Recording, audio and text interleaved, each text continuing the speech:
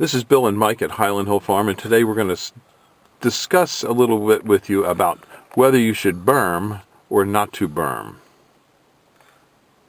A berm is a pile of dirt placed on the back of a yard to elevate a certain location. It can be done for many reasons. A chief reason is for privacy and noise barrier. Many people like to put that type of berm in because whatever plant or fence you put on top of it, it elevates that plant, so you get a faster, more instant effect to your landscape. More times than not, when people want to put berms in, they fail to recognize how it will affect the drainage of their backyard.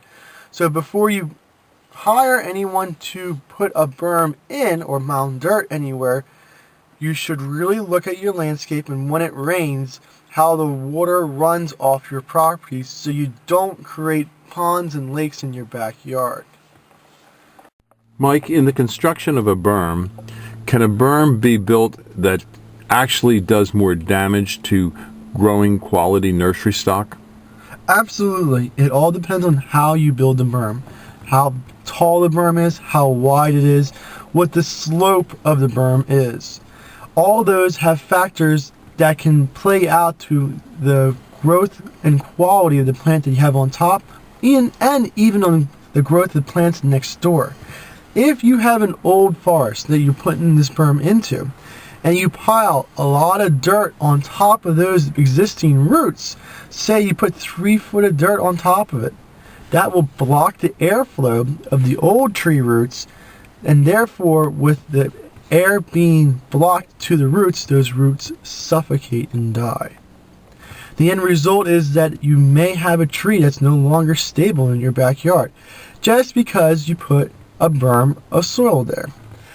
Other factors you can take a look at too is that if you have a large slope on your berm and it starts to rain, a lot of times the water runs right off of the berm and doesn't get to the trees that are planted on top.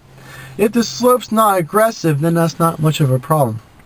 But if you have a high angle, like a 30, 40, or 50 degree angle, you may have problems with keeping the plants atop there watered, especially the first couple years. When berms are being constructed, can the equipment used to construct a berm damage the soils of the berm that you're building? Absolutely. If you have heavy machinery running on top of the soil that you're putting down, you can easily compact that soil. A compacted soil is not as good as a soil that's not compacted because of pore space. And that pore space in the soil allows for air movement inside the soil. If you have good air movement inside the soil, you have good root activity because the air movement allows the roots to breathe and also the soil microbes to breathe. For soil is just not dirt or aggregate of clay, silt, or sand.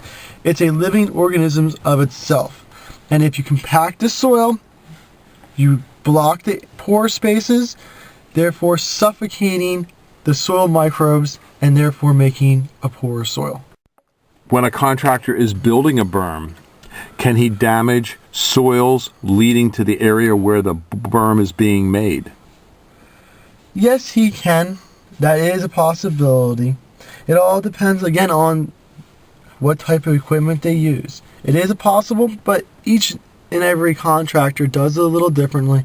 And before contracting or hiring somebody, you should talk to him about how he's going to perform the job. When we're building a screen or a buffer on berms, what equipment do we bring to your site to make sure that we don't compact the soils? We have a variety of types of equipment. It all depends on the type of tree that you're ordering. For a small potted plant, we can carry it by foot. If it's a smaller tree, maybe we use a ball cart.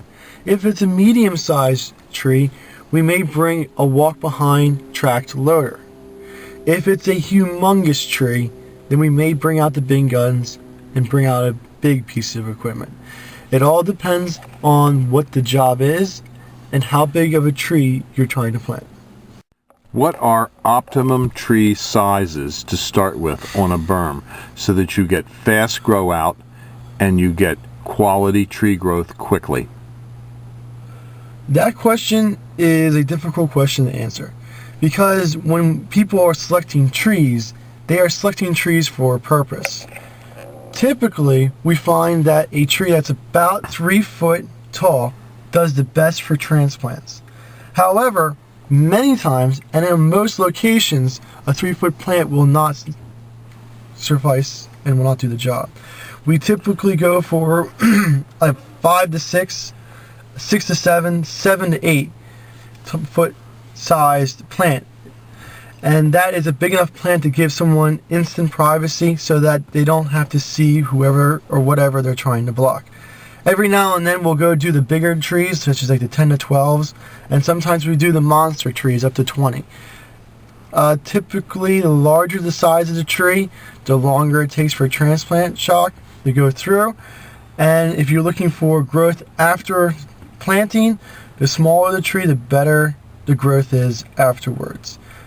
Again, take into consideration what your purpose is. For if you don't get a big enough plant, you may have to wait a number of years to block or give you some privacy. If you have any questions about whether to berm or not to berm, you can always call us at 215-651-8329, and we give free information and advice to people on how to construct berms and whether or not they should use a berm. We also give free information on plant types for berms. And we do not build berms. That's not our job, so we're not trying to sell you a berm. But we do sell trees and shrubs and do deliver and plant throughout the eastern United States. Give us a call at 215-651-8329 if you need trees or shrubs for a berm that you're building. Thank you.